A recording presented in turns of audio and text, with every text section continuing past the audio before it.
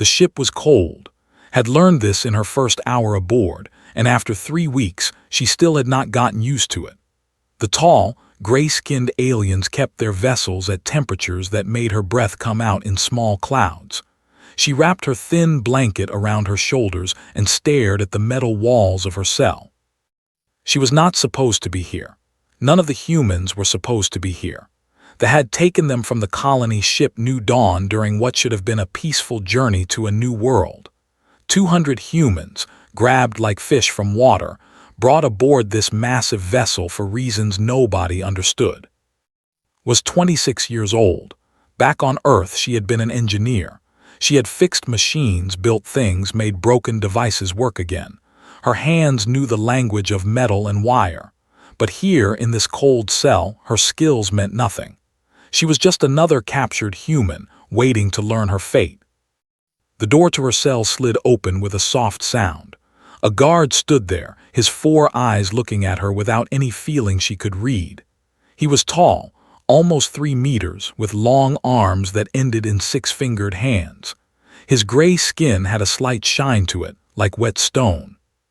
"Human," he said, his voice was deep and rough. "Come." Stood slowly. She had learned that moving fast made the nervous, and nervous sometimes hurt people. She followed the guard through the ship's narrow halls, past other cells where she caught quick looks at other humans. Some she knew, most she did not. They walked for a long time. The ship was huge, much bigger than anything humans had ever built.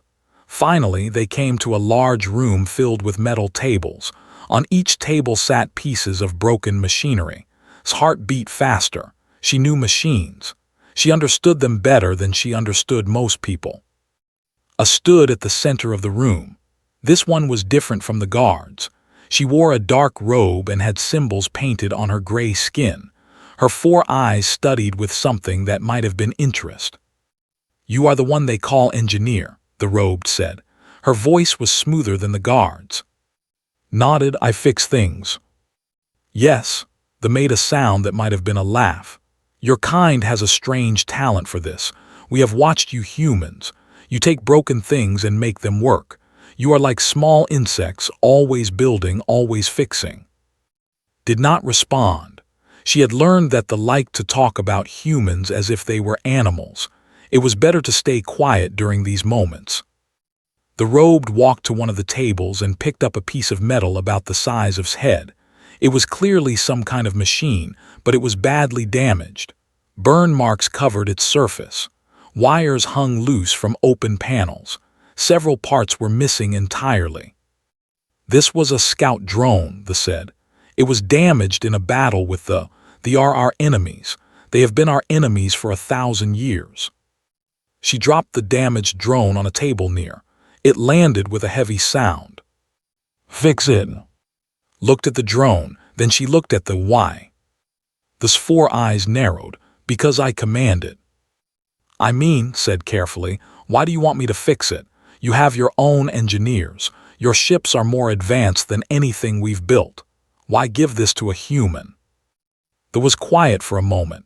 Then she made that laughing sound again. "Curious. Your kind is always curious." She stepped closer to, "I will tell you, small human. Our engineers say this drone cannot be fixed. The damage is too great. The parts that are missing cannot be replaced because we no longer make them. This drone is from an old design. It is, how would you say, garbage." "Then why?" "Because I want to see what you will do with it." Those eyes seemed to shine. "Your kind has a reputation. You take garbage and make treasures. You find ways where there are no ways. I want to see if the stories are true." Looked at the drone again. It was badly damaged, yes, but she could see the shape of what it had been. She could see how the pieces connected, how power must have flowed through its systems. Her fingers itched to touch it, to explore its secrets. "What do I get?" she asked. They tilted her head. "What do you want?"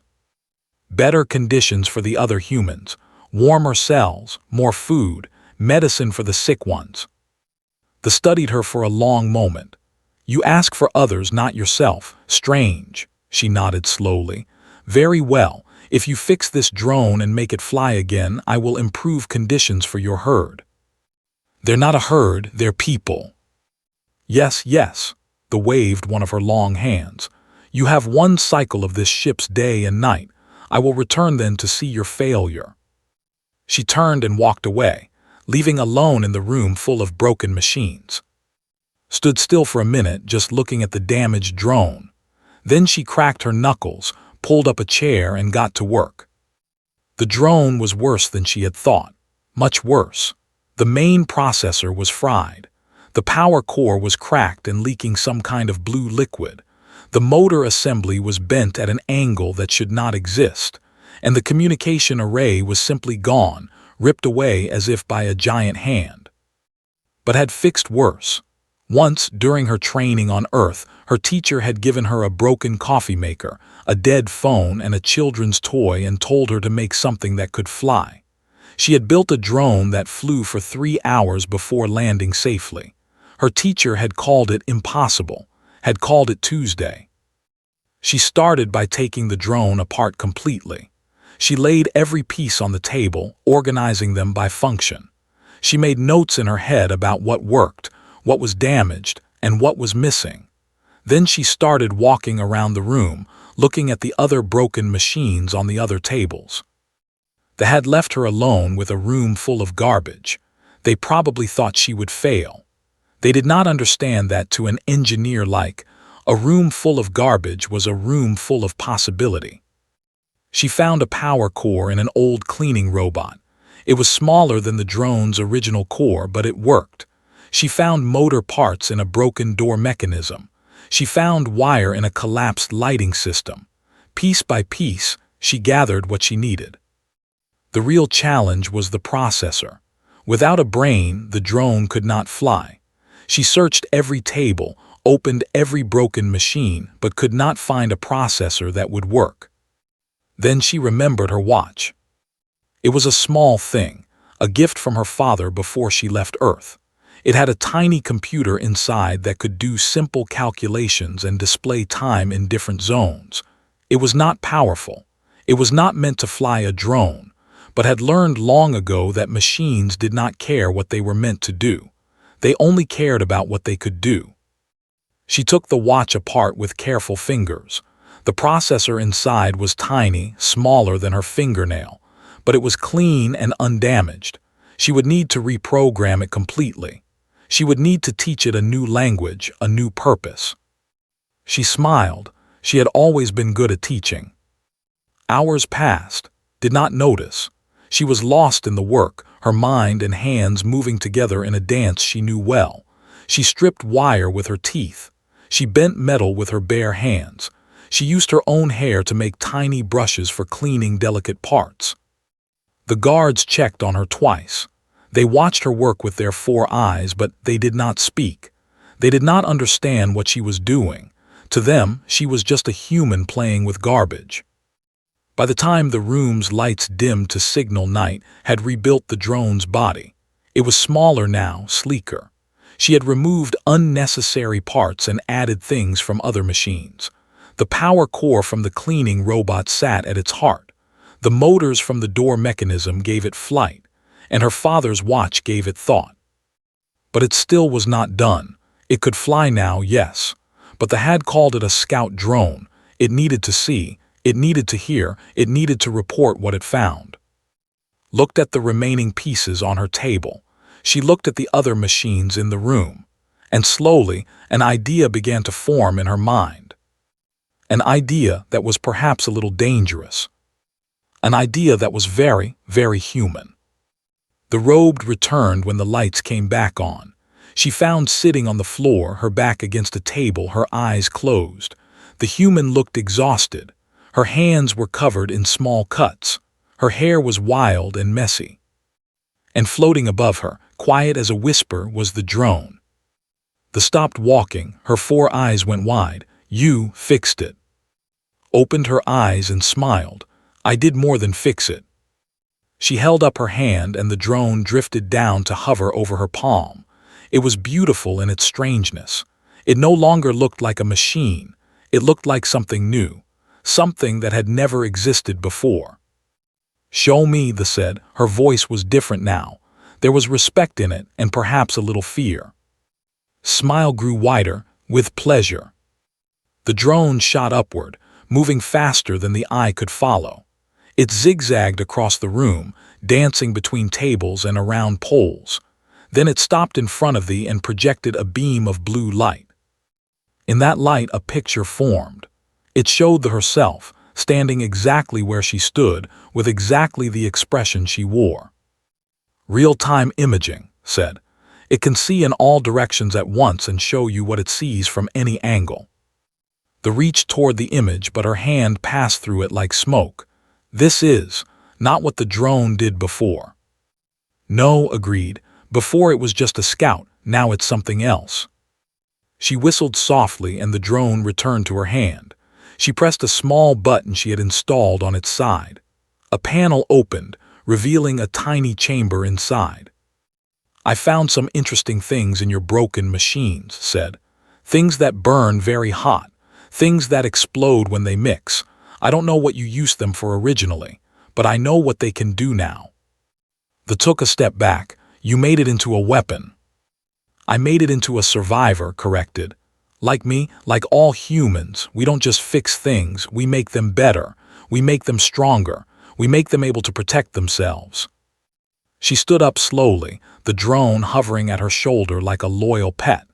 "You wanted to see what a human could do with garbage. Now you've seen.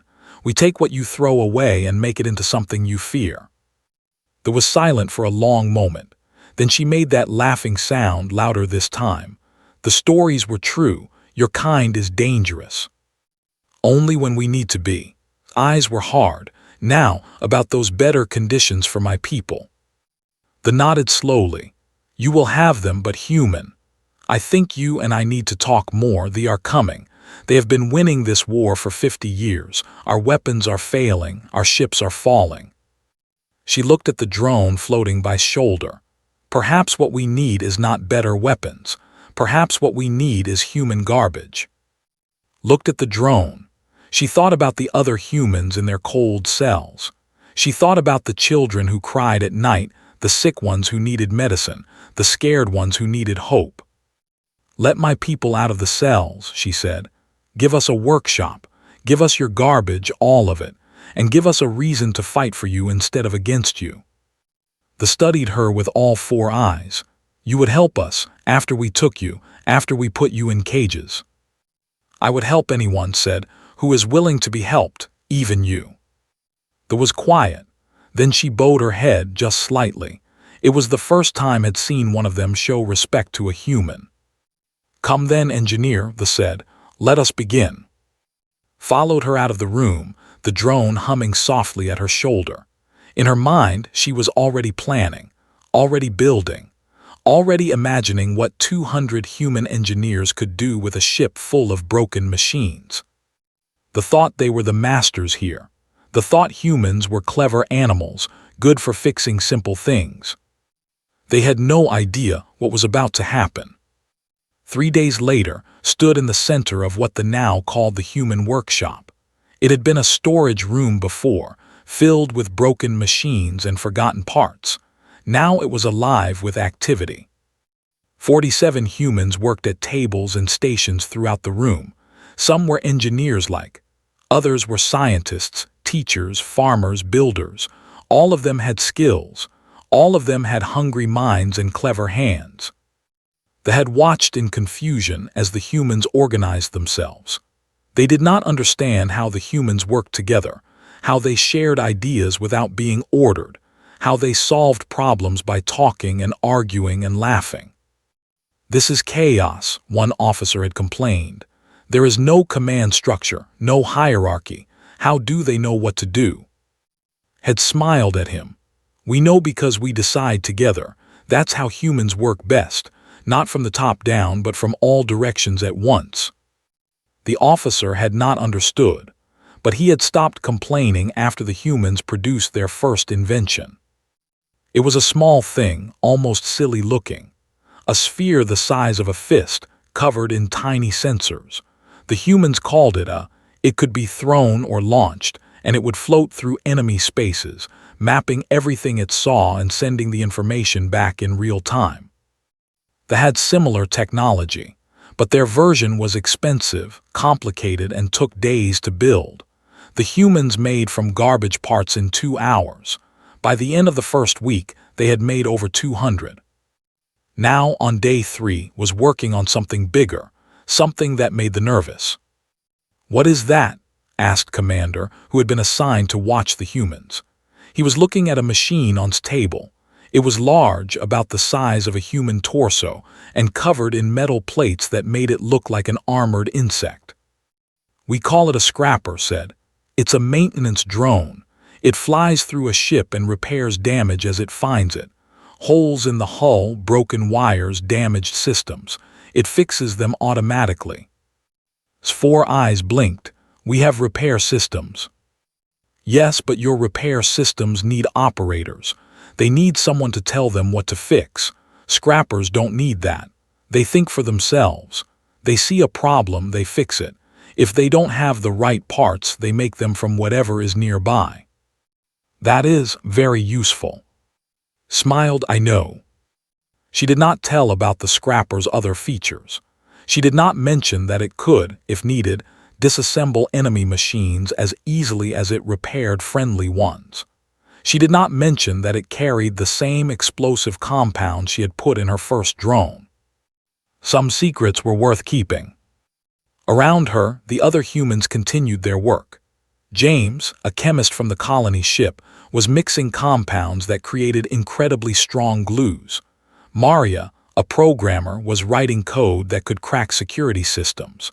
Old Tom, who had been a mechanic for 40 years, was teaching Young how to rebuild engines 3 times as efficient as designs. They were all talking, sharing, building on each other's ideas. It was beautiful thought. This was what humans did best. They took problems apart. They put solutions together. They refused to accept that anything was impossible. The door to the workshop opened and the robed entered. Had learned her name.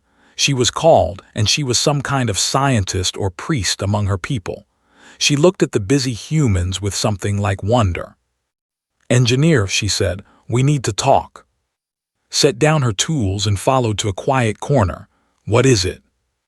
His voice was low. "They are coming. Our scouts have detected a war fleet moving toward this sector. They will arrive in 10 days. Felt cold. "How big is the fleet?" 70 warships, we have 12. Gray skin seemed to grow paler. "We cannot win this battle, we are planning to run." "Run where?" "There is a jump point 4 days from here.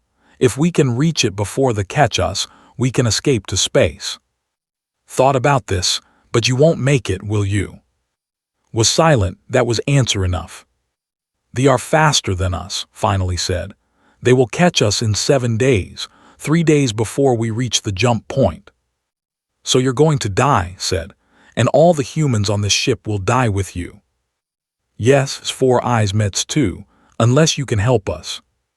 Looked back at the workshop, at the humans working, building, creating, at the piles of garbage that were slowly becoming something more. 10 days, she said. 10 days until they arrive. 7 days until they catch us. Nodded slowly. Her mind was already racing, already planning, already building. "I need more people," she said. "All the humans on this ship. I need full access to every broken machine, every storage room, every piece of garbage you have. And I need the engineers to work with us, not as masters, as partners." Studied her. "You think you can save us?" "I think we can try." His voice was hard, and trying is what humans do best. Bowed her head again. "Then try with everything you have."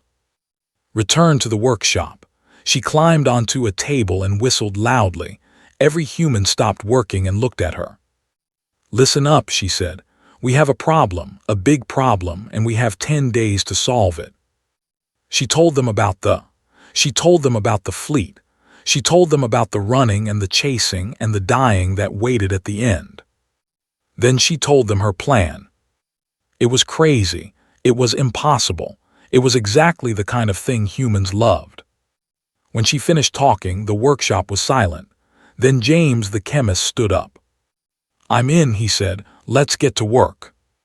One by one, the others stood. One by one, they agreed. Soon all 47 were back at their stations, working faster than before, talking louder, thinking harder. They watched in amazement as the humans began to build their impossible plan. They did not understand what was happening. They did not understand how these small, soft creatures could face death with such energy. They were about to learn. Day 4, the ship was a hive of activity. 200 humans now worked throughout the vessel, spread across 12 workshops. They had released everyone from the cells, given them food and warm clothes and tools. In return, the humans were transforming the ship. Walked the corridors with, showing her what they had built. "These are the Watchers," said, pointing to small drones that floated near the ceiling. "They monitor every system on the ship. If something breaks, they alert the nearest scrapper. If they see a fire, they release foam. If they detect an enemy, they scream." Scream looked puzzled. "A loud noise, very loud. It confuses enemy soldiers and marks their location for our weapons." His eyes went wide. "Clever."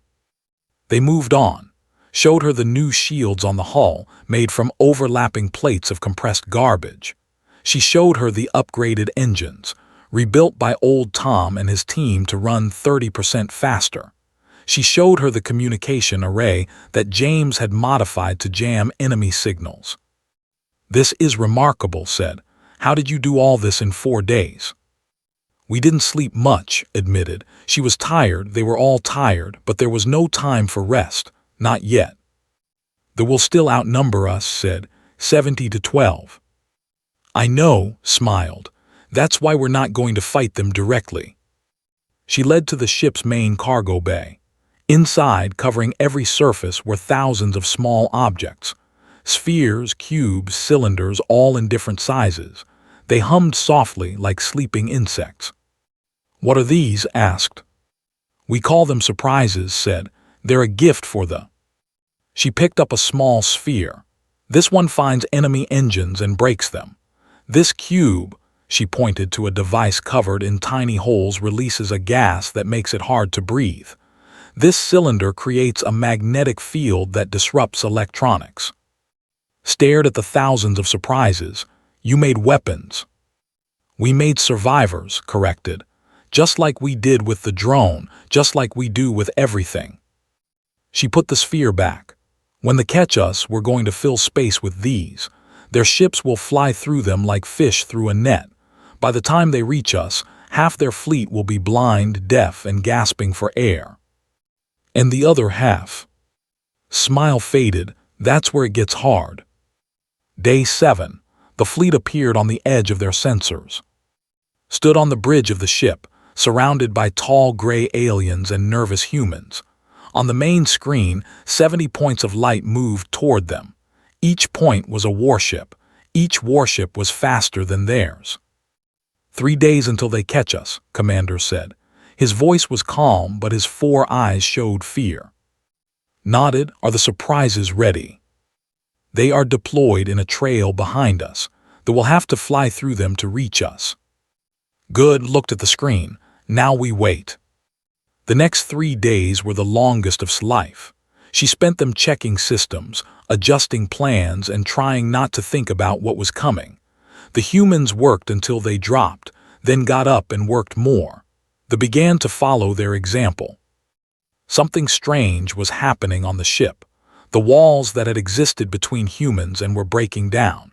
Gray aliens sat with pink-skinned humans, sharing meals and stories. An engineer named Meth learned to laugh at human jokes. A human doctor named learned the word for hope. They were becoming something new. Not human, something in between. On day 10, they reached the surprises.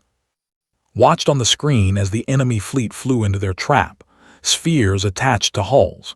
Cubes released their gas through air vents. Cylinders sent magnetic pulses through sensitive electronics. The formation broke apart. Ships tumbled. Engines failed. Communication channels filled with screaming. "It's working," said. Her voice shook with disbelief. "Your surprises are working." "Some of them," said, "but not enough." She was right. Of the 70 ships, only 20 had been disabled by the surprises. 50 were still coming, still chasing, still ready to kill. 50 ships, Commander said. "We have 12. "We have 12 and a ship full of humans," corrected. She turned to face the bridge crew. "Everyone knows the plan." Heads nodded, 4 eyes blinked, nervous hands gripped weapons and tools. "Then let's show these what garbage can do." The battle began at 3:47 ship time. They were a fierce species, tall and sharp-angled with skin like red leather. They believed in honor, combat, and the glory of death in battle. They had conquered 100 worlds with their warships and their warriors. They had never fought humans before. The first ship to reach the vessel was called the Red Blade. It was a cruiser, fast and well-armed. Its captain ordered his warriors to prepare for boarding. They expected a quick fight. They expected fear and surrender. Instead, they found the small spheres floated through the Red Blade's boarding tubes, mapping every corridor and every warrior. The images they sent back told the humans exactly where the enemy was and exactly where they were going. "They're heading for the engine room," reported from her station. 50 warriors, maybe more. Nodded. "Should we send our soldiers to stop them?" "No," pressed a button. "We send the watchers." On the Red Blade, the warriors marched through empty corridors. They found no resistance. They found no enemy. They began to feel confident. Then the lights went out. In the darkness, the watchers attacked. They were small and fast, barely visible in the shadows. They did not kill, they were not built to kill, but they did something almost worse. They screamed. The sound was terrible. It shook bones and rattled teeth. It was the sound of metal scraping metal, of glass breaking, of 100 voices wailing at once. The warriors dropped their weapons and covered their ears. They could not think. They could not fight. They could barely stand. While they were stunned, the scrappers moved in. The maintenance drones had been modified for combat. Their repair tools now cut through armor. Their scanning sensors now found weaknesses. They swarmed over the warriors like metal insects, disabling weapons and restraining limbs. In 10 minutes, 50 warriors were bound and helpless. "The Red Blade is neutralized," reported, moving to the next ship. They repeated this pattern again and again. To scout, watchers to stun, scrappers to capture. The humans had no traditional weapons. They had not trusted them with guns, so they fought with sound and speed and clever machines. It was not glorious. It was not honorable by standards, but it was effective. By the time the sun set, or would have set if they had been near a sun, 32 ships had been captured or disabled. Their warriors sat in holding cells, confused and humiliated. Their captains demanded to speak with the commander. Instead, they were brought before. The lead captain was named. He was huge, even for his kind, with scars on his red skin and hatred in his yellow eyes. He looked down at this small human woman in dirty clothes, and his lip curled. "You are the one who did this," he demanded. "We are the ones who did this," corrected, "all 200 of us." Snorted. "You are nothing, weak creatures who cannot even fight with real weapons. You hide in shadows and scream like children." "Yes," agreed, "and yet here you are in chains." His hatred turned to something else, something like respect buried deep beneath his pride. "What are you?" he asked. Smiled. "We're human. We're engineers. We fix things." She stepped closer to him. "And right now, the thing that needs fixing is this war. The Enda have been killing each other for 1,000 years. It's stupid and wasteful, and it needs to stop." Laughed. "It was an ugly sound. And you think you can stop it, one small woman?" "I think we can try." His voice was steady. "I think that's what humans do. We try things that seem impossible. We fix things that seem broken. And sometimes, not always, but sometimes, we succeed." She turned to, who stood nearby with a nervous look. Open communications with the remaining ships. Tell them their captain wants to talk. Hesitated, is this wise? Probably not, shrugged, but let's try anyway. The negotiations lasted 3 days. Sat in a room with commanders, captains, and human engineers. They argued and shouted and threatened. Several times someone stormed out. Several times weapons were drawn. But kept talking, kept listening, kept looking for ways to connect. She learned that the war had started over a planet rich in minerals. Both sides wanted it. Neither side would share. For 1,000 years they had fought and died for rocks. What if neither side gets the planet? Asked. Everyone stared at her. What if a third group takes it instead? A group that will mine the minerals and sell them to both sides equally. A group that has no stake in your old hatreds. What group? Demanded. Smiled, us humans. It was a crazy idea. It was an impossible idea. But over 3 days of talking, it began to seem less crazy, less impossible. The end did not trust each other. They never would. But they were both starting to trust these strange little creatures who fix things. On the 3rd day, they signed an agreement. The war was not over. 1,000 years of hatred could not end in 3 days, but it was paused. The end would stop fighting. Humans would manage the disputed planet, and slowly, carefully, the 3 species would learn to work together. When it was done, walked to the viewport and looked out at the stars. She was tired, so tired, but she felt something she had not felt since they took her from the new dawn. She felt hope. Came to stand beside her. You did something remarkable, they said. You took a war and turned it into a peace, like you take garbage and turn it into treasure. Nodded slowly. That's what we do. That's what humans have always done. We find broken things and we fix them. Even when everyone says it is impossible. Especially then. Was quiet for a moment, then she asked, what will you do now? Thought about the question. She thought about the colony ship she would never reach, about the new world she would never see, about the life she had planned now lost forever. But she also thought about the workshop full of humans, about the N who were learning to trust, about the galaxy full of broken things waiting to be fixed. I think, she said, we'll find more garbage. Above her, the drone from the workroom hummed softly. It had traveled with her through everything. It was no longer a damaged scout. It was something new, something better. Just like all of them. In the distance, the stars burned cold and bright. Somewhere out there were more wars to end, more machines to fix, more impossible problems waiting for human solutions. Smiled, she could not wait to get started. 5 years later, the Human Engineers Guild had chapters on 47 worlds. They fixed ships and built bridges and negotiated treaties. They took the galaxy's garbage and turned it into gold.